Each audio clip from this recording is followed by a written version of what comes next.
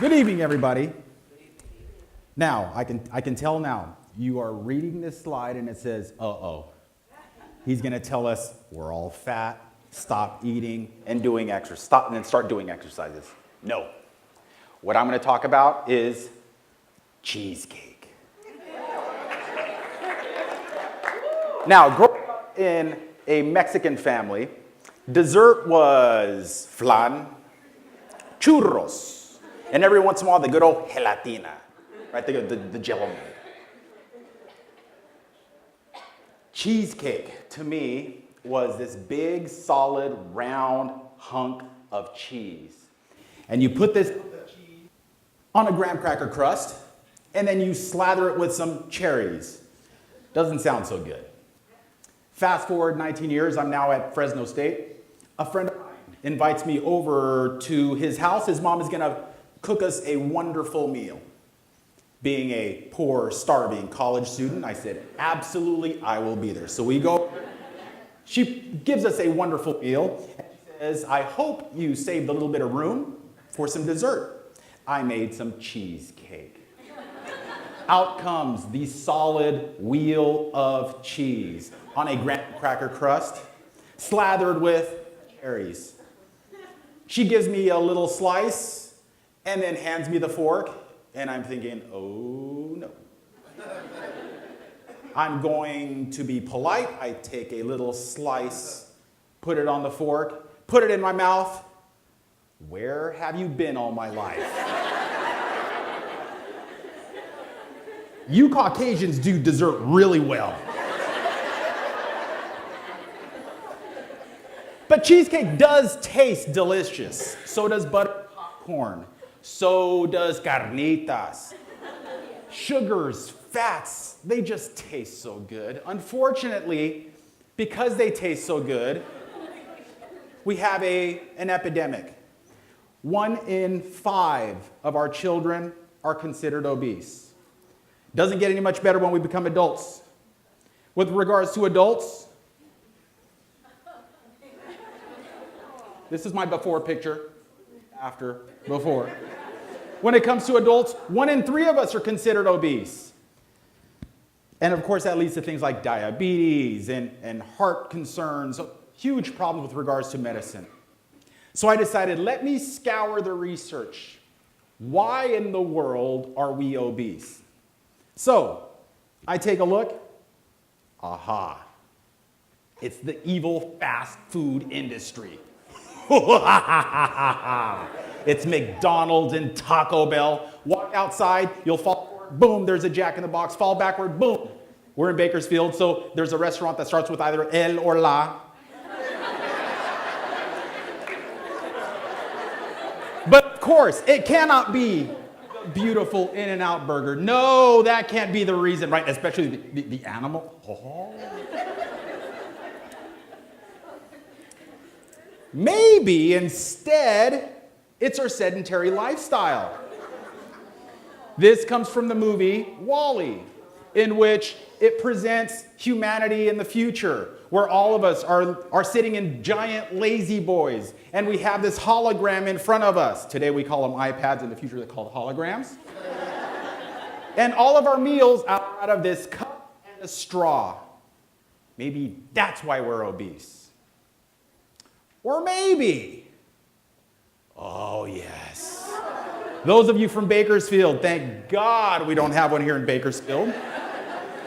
For those of you from Bakersfield, my guess is that you are very familiar with this place called the Claim Jumper. Now, not only does it have wonderful meals, but they are known for their portion sizes. Oh yeah.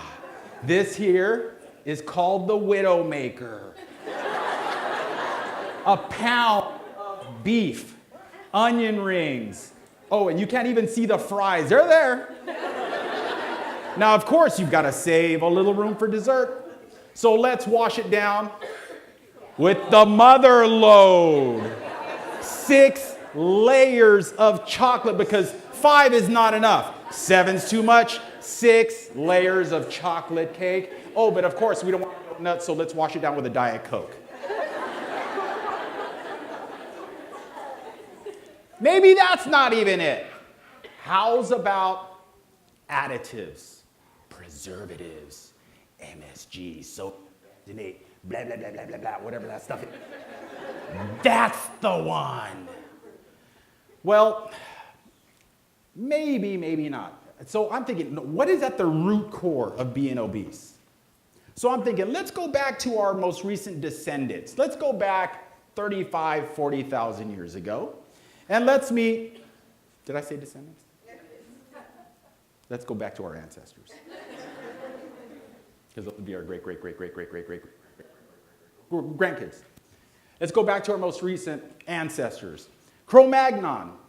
In the days of Cro-Magnon, in the evenings, we would draw on caves. We would sit around fires and we would tell stories. During this time, we'd live to the ripe old age of about 28 to 30. So for those of you who are 27 in the room, you would be the old wise one. Oh, wise one of 27. Tell us what you've seen in your entire life of 27 years. Now, of course, during the day, it's time to hunt and gather. So let's pretend that we are a tribe. And I need a couple of people to help me go hunt for woolly mammoth. So I'll take my son Christian and my son Sebastian, and this gentleman right here, what's your name? Reg. He wants to come too. Unga bunga, go look for woolly mammoth. Now, I don't think they actually said unga bunga, you know what I mean? So we go off, we grab our spear, we go off and look for woolly mammoth. Several hours later, we come back to the tribe. Sorry, no woolly mammoth.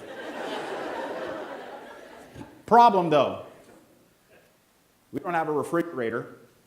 We don't have a Taco Bell. We literally have to eat off the fat of the land. Those of us who biologically have the ability to store fats, we make it till tomorrow. Those of us who do not have that biological adaptation to store fats, for example, Angelina Jolie, if she is in our tribe, she doesn't make it till tomorrow. As a matter of fact, she's probably the first one on the rotisserie. So that's 35, 40,000 years ago. That's too far. Okay, well then let's go back to 1846, to the days of the pioneers coming from the Midwest on out to California. The Donner Party. The Donner Party were a group of 80 individuals that embarked on this trip to the Eden of California. Now, they were supposed to take a shortcut, but unfortunately it really wasn't a shortcut. It actually delayed their trip to California by a couple of weeks, and unfortunately that meant that they reached the summit of the Sierra Nevadas over near Lake Tahoe on October 31st. On that evening, it snowed 5 feet. They were stuck, so that meant they had to consume their horses, their livestock, their oxen. They were stuck for 4 months, which meant they ran out of their livestock. And then people within the Donner Party started to die. Within the Donner Party, they decided when somebody died, this was actually a sacrifice. They are dying, therefore we can consume them. We will survive until tomorrow. So that's where you've probably heard of the stories of cannibalism. Today, if you go over to Donner Summit over near Lake Tahoe, there is a wonderful museum and there's also a monument. Now, when you take a look at the monument, you'll notice something. You'll notice that those that perished in the Donner Party were primarily men. But wait a minute, men were the big, strong, muscular, we build everything. Women, what do you do that men can't do besides ask directions? Have babies, of course. So women, whether you like it or not, you have this biological adaptation to store fat. Because just in case you don't have any access to food, you have to store a little bit of fat for you and the unborn. 7.5 months right there. So what you'll notice here, most of the names on this monument are primarily men. 75% of the women of the Donner Party survived the Donner Party. 42% of the men made it.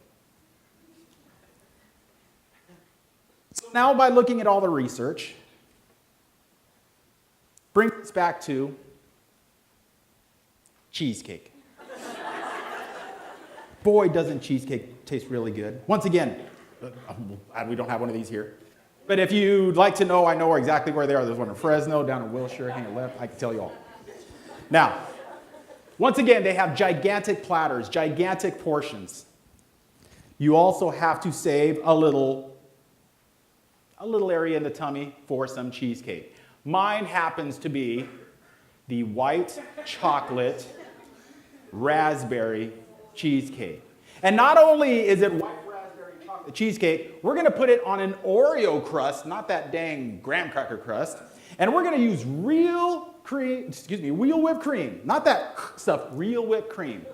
Now, when I see the waitress coming up with that cheesecake, walking up to me, what I see is her with lights behind her and doves flying at her. And when she walks up and she hands me the dish, although she says, "Here is your white chocolate raspberry cheesecake," this is what I hear. Santa María, Madre de Dios, ruega Señora por nosotros. And of course I respond with, instead of thank you, amen.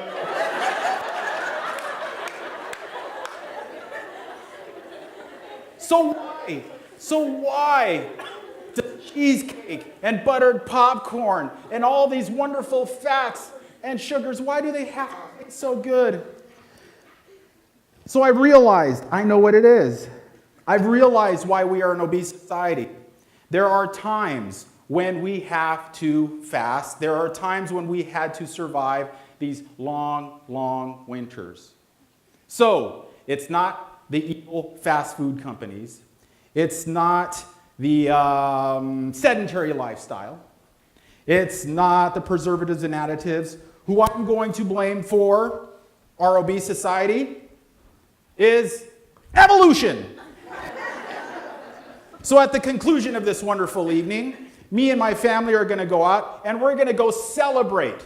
We're going to celebrate the evolution, the wonderment of being human. Because if it wasn't for our ability to store fats, we would not be here tonight enjoying this beautiful, wonderful theater. And we are going all to enjoy a wonderful piece of cheesecake. But of course, in moderation. Thank you.